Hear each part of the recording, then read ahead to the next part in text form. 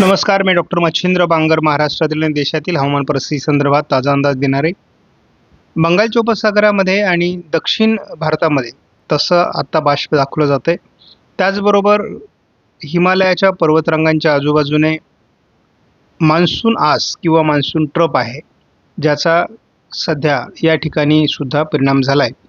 मात्र राजस्थान, गुजरात आणि पश्चिम किनारपट्टी या ठिकाणचं वातावरण आता कमजोर होत चाललेलं आहे. आपण दररोजच्या व्हिडिओमध्ये पावसाचं स्टॅटिस्टिक देतो. काही लोकांना हे आवडत नाही.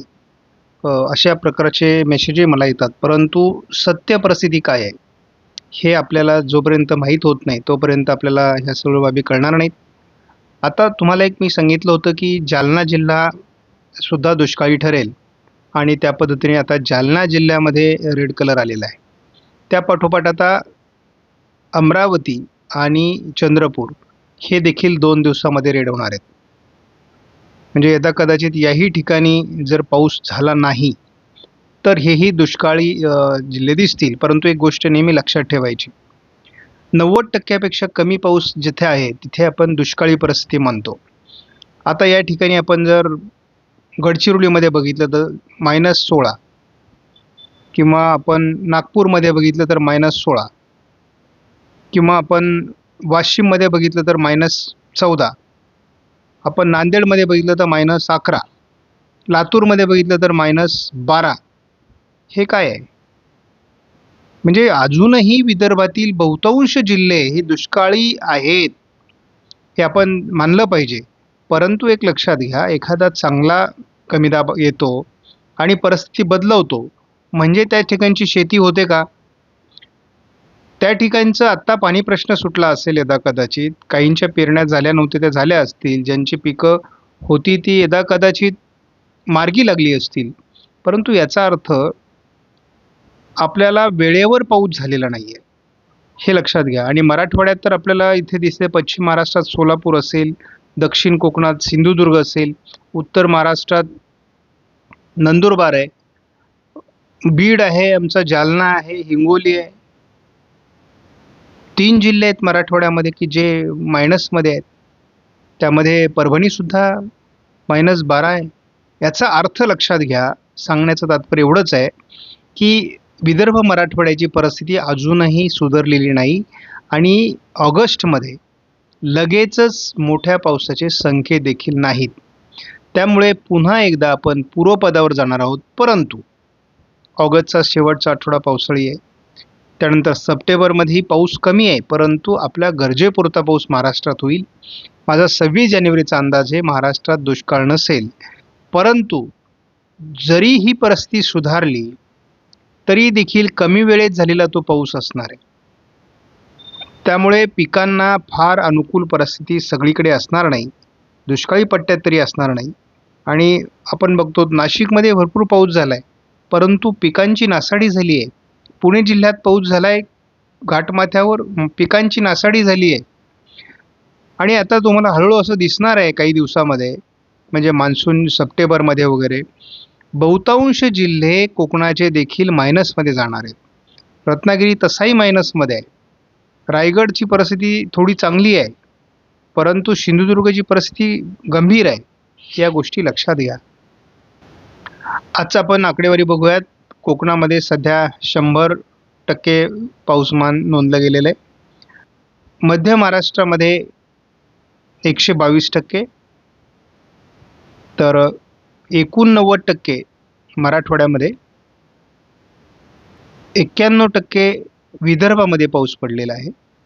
आणि एकूण महाराष्ट्रामध्ये काल 106% होतं, आज 105%, म्हणजे 1%ची घट आहे. आणि अशीच 1% घट पुढे होत जाणार आहे आणि पुन्हा एकदा 94-95% येऊन आपला अंदाज 15 ऑगस्टपर्यंतच थांबणार आहे, लक्षात घ्या. आपण ही काही सर्व आकडेवारी बघणार नाहीत. मी फक्त नॉर्थ आणि साऊथ गोव्याची परिस्थिती तुम्हाला दाखवणार आहे. या ठिकाणी नॉर्थ गोवा आहे आणि या ठिकाणी आपण बघतो नॉर्थ गोवा आहे, 38%ची घट आहे. आणि या ठिकाणी आपण बघताय साऊथ गोवा आहे आणि तिथे 29%ची घट आहे. म्हणजे तुमच्या लक्षात आलं असेल या ठिकाणी की गोव्यामध्ये सुद्धा दुष्काळ आहे. जसा सिंधुदुर्गमध्ये दुष्काळ आहे तसाच गोव्यामध्ये सुद्धा दुष्काळ आहे. आजच्या देशाच्या परिस्थितीमध्ये विशेष सुधारणा किंवा घट नाही. काल 11% घट होती ती तशीच आहे. म्हणजे 89% पाऊस भारतामध्ये जो पडलेला आहे किंवा नोंद आहे ती सातत्याने पुढे चालू आहे. आता सध्या भारतातलं पाऊसमान जर बघितलं तर पाऊस कुठे पडतोय, तर आता सध्या या भागामध्ये पाऊस पडतोय आणि कोकणामध्ये केरळपर्यंत या भागात पाऊस पडतोय. अन्यथा पावसाचं प्रमाण कमी झालेलं आहे आणि आता प्रत्येक दिवशी हे कमी होत जाणार आहे, हे लक्षात घ्या. आपण जर एक्सटेंडेड रेंज मॉडेल फोरकास्टच्या अनमोलीज बघितल्या तर आपल्याला साधारणपणे 6 ऑगस्ट ते 13 ऑगस्ट या दरम्यान महाराष्ट्रामध्ये फारसं विशेष पावसाळी वातावरण दाखवण्यात आलेलं नाही. मात्र आपल्याला 13 ऑगस्ट ते 20 ऑगस्टच्या दरम्यान वातावरण बदलेल. कोकणामध्ये, विदर्भामध्ये, उत्तर महाराष्ट्रामध्ये चांगला पाऊस होईल असा एक प्राथमिक अंदाज दिलेला आहे आणि त्याला सोर्स हा ओरिसामधून दाखवण्यात आलेला आहे. त्यानंतर आपल्या ओरिसामधूनच 20 ते 27च्या दरम्यान देखील सोर्स दाखवण्यात आला आहे. मध्य भारतापर्यंत एक कमी दाब येऊ शकतो आणि तोही विदर्भात परिणाम करू शकतो असा अंदाज आहे. मात्र 27 ते 3 सप्टेंबर या काळात पावसाचं प्रमाण थोडंफार कमी होऊ शकतं अशी शक्यता व्यक्त करण्यात आलेली आहे. मात्र आपण एल निनोच्या वर्षामध्ये फारसं योग्य अंदाज आलेला नाही एक्सटेंडेड फोरकास्टचा असा आपला अनुभव आहे. आपण या मॉडेलचा सविस्तर अंदाज बघणार नाही. आपण संध्याकाळी केवळ 3 दिवसाचा अंदाज बघत असतो, परंतु आज आपण 15 दिवसाचाच अंदाज बघतो, परंतु एकत्रित स्वरूपातला बघतो. या ठिकाणी आपण असं बघतो की पुढील 15 दिवसामध्ये JFS मॉडेलने मात्र कोकण किनारपट्टीला जोरदार पावसाची शक्यता दाखवलेली आहे. पण या भागात बघतो.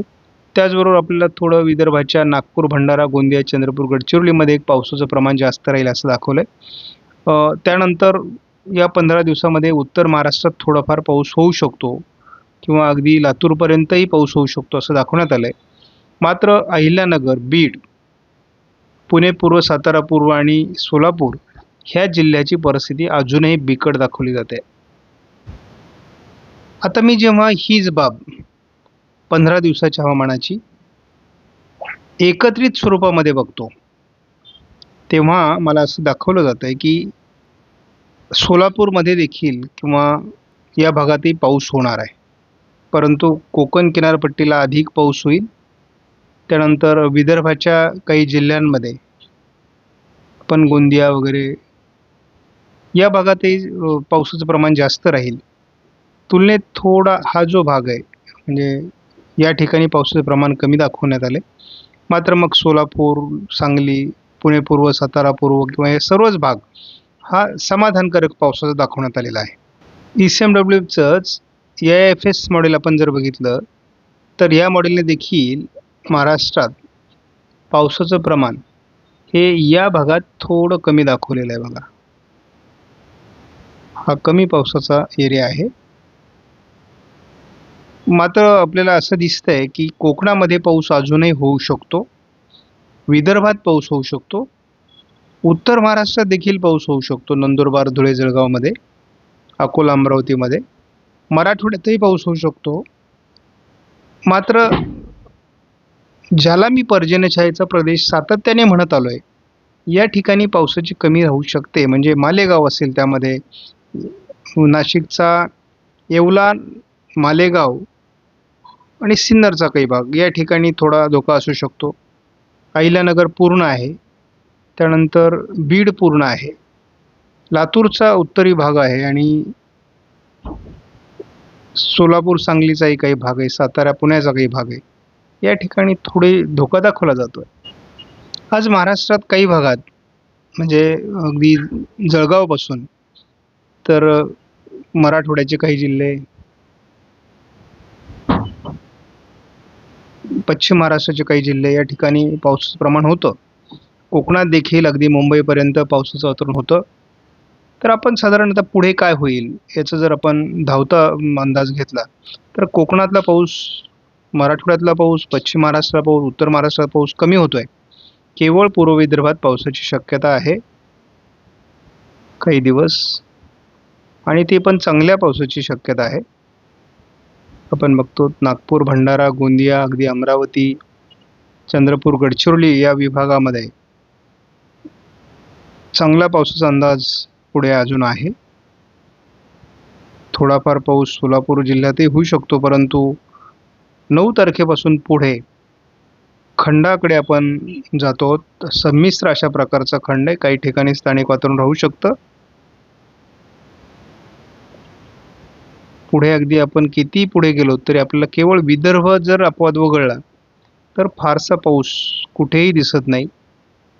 मी सकाळच्या व्हिडिओमध्ये हे कव्हर करायचा प्रयत्न केला आहे. ही परिस्थिती जवळपास मला 18 तारखेपर्यंत सुद्धा काही सुधारणा होताना दिसत नाही. 19 तारखेला सुद्धा विशेष सुधारणा नाही, 20 तारखेलाही सुधारणा नाही. म्हणजे आपण असं बघू शकता की अजून कुठली सिस्टम बनलेली नाही आहे. आणि माझा अंदाज आहे की शेवटच्या आठवड्यात ती बनेल, परंतु एक्सटेंडेड फोरकास्टचा जर अंदाज बघितला तर शेवटच्या आठवड्यात पाऊस दाखवलेला नाही. त्यामुळे आपण बघूयात की काय होतंय. आणि केवळ महाराष्ट्रातच नाही हो, देशामध्ये पाऊस घटणार आहे. आणि अतिशय जसा जून महिना कमी पावसाचा होता तसाच ऑगस्ट महिना देखील कमी पावसाचा ठरणार आहे. त्यामुळे जुलैच्या पावसाच्या सहकार्यामुळे आपली परिस्थिती महाराष्ट्राची सावरलेली आहे, देशाची फारशी सावरलेली नाही. कारण देशात अजूनही 11% घट हे लक्षात ठेवा. महाराष्ट्राची सरासरीच्या वर पाऊस जरी असला तरी तो ठराविक भागात आहे. त्यामुळे तशी परिस्थिती अजूनही अंडर कंट्रोल नाही आहे. आपणास व्हिडिओमधील माहिती महत्त्वपूर्ण वाटल्यास लाईक करा, शेअर करा, चॅनलला सबस्क्राईब करा. धन्यवाद. जय हिंद, जय महाराष्ट्र, जय बळीराजा.